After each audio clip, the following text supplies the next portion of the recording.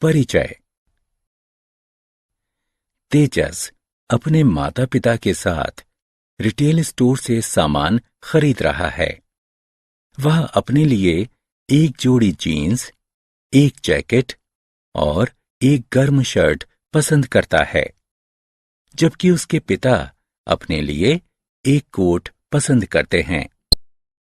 जब वे इस सभी सामान को नगद यानी कैश काउंटर पर देते हैं, तो कैशियर उन्हें एक बिल देता है। तेजस के पिता वह बिल रख लेते हैं और उसका भुगतान करते हैं। जब वे घर पहुंचते हैं, तो तेजस अपने पिता से बिल के बारे में पूछता है, क्योंकि वह बिल में लिखे हुए सभी विवरण को जानने के लिए उत्सुक है। बच्चों, आओ जानते हैं कि बिल कैसे बनाया जाता है। आओ सीखें। रुपयों को परिवर्तित करके तथा बिना परिवर्तित किए जोड़ना। रुपयों को परिवर्तित करके तथा बिना परिवर्तित किए घटाना। बिल बनाना। मुद्रा के तथ्य। भारतीय मुद्रा को रुपया नाम से जाना जाता है। रुपया शब्द संस्कृत भाषा के रुपया शब्द से बना है, जो कि प्राचीन भारत में प्रचलित मुद्रांकित सिक्कों को दर्शाता था। भारतीय रुपये को रुपया चिन्ह द्वारा दर्शाया जाता है। भारतीय मुद्रा सिक्कों और नोटों से बनी है, जो कि बैंक नोट कहलाते हैं। सिक्के भारत सरकार द्वारा ढाले जाते हैं, जबकि बैंक नोट भारतीय रिजर्व बैंक यानी आरबीआई द्वारा जारी किए जाते हैं। परिवर्तन करके जोड़ना। आप जानते हैं कि 1 रुपया 100 पैसों के बराबर होता है। इसका अर्थ है कि 2 रुपए 200 पैसों के बराबर होते हैं। 3 रुपए 300 पैसों के बराबर होते हैं। 4 रुपए 400 पैसों के बराबर होते हैं और 5 रुपए 500 पैसों के बराबर होते हैं। इसलिए 1 रुपए 25 पैसे, 100 पैसे और 25 पैसे अर्थात 125 पैसों के बराबर होते हैं। इसी तरह 1 रुपए 50 पैसे 150 पैसों के बराबर होते हैं। 1 रुपए 75 पैसे 175 पैसों के बराबर होते हैं और 2 रुपए 75 पैसे 275 पैसों के बराबर हैं। इसलिए 2 रुपए 75 पैसे 275 पैसों के बराबर होते हैं। इस परिवर्तन के आधार पर चलो अब धन का जोड़ करते हैं। आओ हम 2 रुपए 50 पैसे और 3 रुपए 50 पैसे को जोड़ते हैं। 2 रुपए 50 पैसे 250 पैसों के बराबर होते हैं। 3 रुपए 50 पैसे 350 पैसों के बराबर होते हैं। इसलिए हम 250 और 350 पैसों को जोड़ते हैं, जो जोड़ने पर 600 पैसे होता है। अब हम 4 रुपए 25 पैसे और 5 रुपए को जोड़ते हैं। 4 रुपए 25 पैसे 425 पैसों के बराबर होते हैं। 5 रुपए 500 पैसों के बराबर होते हैं। इसलिए जब हम 425 और 500 पैसों को जोड़ते हैं, तो जोड़ 925 पैसे होता है। परिवर्तन किए बिना जोड़ना। हम 25 पैसों को 25 पैसे लिख सकते हैं। उसी प्रकार हम 50 पैसों को 50 पैसे लिख सकते हैं और 75 पैसों को 75 पैसे लिख सकते हैं। हम 1 रुपए को 1 लिख सकते हैं। उसी प्रकार से 2 रुपयों को ₹2 लिखा जा सकता है। 3 रुपयों को ₹3 लिख सकते हैं। 4 रुपयों को ₹4 लिख सकते हैं तथा इसी प्रकार आगे बढ़ सकते हैं। अब हम लिख सकते हैं ₹1.25 को ₹1.25 लिखा जा सकता है। ₹2.50 को ₹2.50 लिखा जा सकता है। ₹3.75 को ₹3.75 लिखा जा सकता है और ₹10.10 को ₹10.10 लिख सकते हैं। चलो अब हम धन को परिवर्तित किए बिना जोड़ते हैं। आओ ₹6.25 और ₹2.50 को जोड़ते हैं। सबसे पहले ₹6.25 को ₹6.25 लिखते हैं। इसके ठीक नीचे ₹2.50 को ₹2.50 के रूप में इस प्रकार से लिखते हैं कि रुपए वाला भाग रुपए वाले कॉलम तथा पैसा वाला भाग पैसे वाले कॉलम के नीचे आए। पहला चरण, पैसे के कॉलम वाली संख्याओं को जोड़ते हैं। 25 जमा 50 बराबर है 75 के।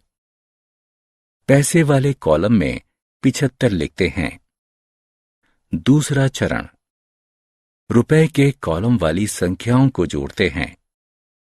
6 जमा 2 बराबर है 8 के। रुपए वाले कॉलम में 8 लिखते हैं। जोड़ का परिणाम ₹8.75 है। एक अन्य उदाहरण लेते हैं।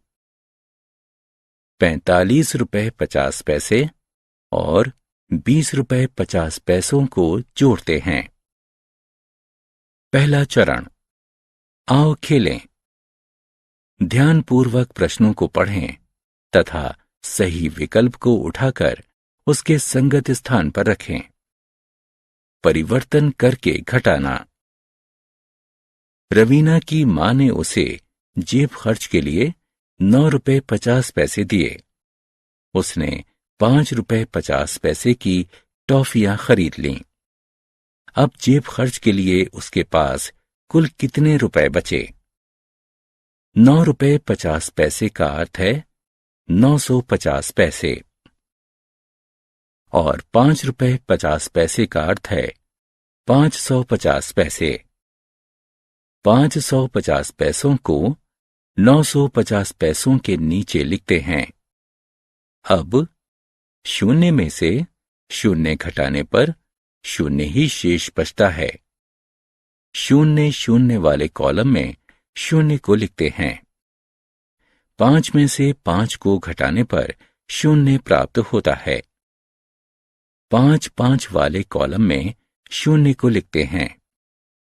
9 में से 5 को घटाने पर 4 प्राप्त होता है। 9 वाले कॉलम में 4 को लिखते हैं। इसलिए रवीना के पास कुल 400 पैसे अर्थात 4 रुपए बचे हैं। परिवर्तन किए बिना घटाना। चलो अब हम ये सीखते हैं कि ₹8.75 में से ₹5.25 को कैसे घटाते हैं। पहला चरण, यहां ध्यान दें। ₹8.75 को ₹8.75 लिखा जा सकता है। दूसरा चरण, इसके बाद ₹5.25 को ₹5.25 के रूप में इस प्रकार से लिखते हैं कि रुपए वाला भाग रुपए वाले कॉलम तथा पैसे वाला भाग पैसे वाले कॉलम के नीचे आए। 75 में से 25 को घटाने पर 50 शेष बचता है। तीसरा चरण, पैसे वाले कॉलम में 50 लिखते हैं। 8 में से 5 को घटाने पर 3 प्राप्त होता है। रुपए वाले कॉलम में 3 लिखते हैं, अतः उत्तर 3 रुपए 50 पैसे होगा। आओ खेलें। प्रश्न को ध्यानपूर्वक पढ़ें तथा सही उत्तर का चयन करें। बिल। आप जानते हैं कि बिल क्या होता है? बिल कागज का एक ऐसा टुकड़ा होता है जिसमें किसी दुकान से आपके द्वारा खरीदे गए सामान का सारा विवरण होता है। इस विवरण के अंतर्गत खरीदे गए सामान का नाम, उसका मूल्य तथा कुल मूल्य दिया होता है। बिल बनाना। आओ अब हम सीखते हैं कि बिल कैसे बनाते हैं। रमीता ने 2 पेंसिलें, 2 टॉफियां, 1 गेंद और 1 किताब खरीदी। रमीता के लिए एक बिल बनाते हैं। पहला चरण, सबसे पहले हम 4 कॉलम बनाते हैं जिसके अंतर्गत वस्तु, प्रति वस्तु मूल्य, रुपए और पैसे लिखते हैं। दूसरा चरण, वस्तु वाले कॉलम के नीचे विभिन्न वस्तुओं के नाम लिखते हैं। तीसरा चरण, प्रति वस्तु मूल्य वाले कॉलम के नीचे पेंसिल, टॉफी, गेंद और किताब के सामने 2 रुपए, 1 रुपए 25 पैसे, 5 रुपए और 10 रुपए लिखते हैं। चौथा चरण, 2 पेंसिलों का मूल्य 4 रुपए है, इसलिए रुपए वाले कॉलम में 4 लिखते हैं तथा पैसे वाले कॉलम में 0 लिखते हैं। 2 टॉफियों का मूल्य 2 रुपए 50 पैसे है, इसलिए रुपए वाले कॉलम में 2 और पैसे वाले कॉलम में 50 लिखते हैं। 1 गेंद का मूल्य 5 रुपए है, इसलिए रुपए वाले कॉलम में 5 और पैसे वाले कॉलम में 0 लिखते हैं। 1 किताब का मूल्य 10 रुपए है, इसलिए हम रुपए वाले कॉलम में 10 और पैसे वाले कॉलम में 0 लिखते हैं। पांचवां चरण, पैसे वाले कॉलम में संख्याओं को जोड़ते हैं। 00 जमा 50 जमा 00 जमा 00 को जोड़ते हैं। इनका योग 50 पैसे आता है। अब रुपए वाले कॉलम में संख्याओं को जोड़ते हैं। 4 जमा 2 जमा 5 जमा 10 जोड़ने पर कुल योग 21 रुपए प्राप्त होता है। छठवां चरण, अब नई पंक्ति बनाते हैं। प्रति वस्तु मूल्य वाले कॉलम के नीचे इस पंक्ति में कुल योग लिखते हैं। रुपए वाले कॉलम में 21 रुपए लिखते हैं। हमने क्या चर्चा की? रुपयों को परिवर्तित करके तथा बिना परिवर्तित किए जोड़ना, रुपयों को परिवर्तित करके तथा बिना परिवर्तित किए घटाना और बिल बनाना।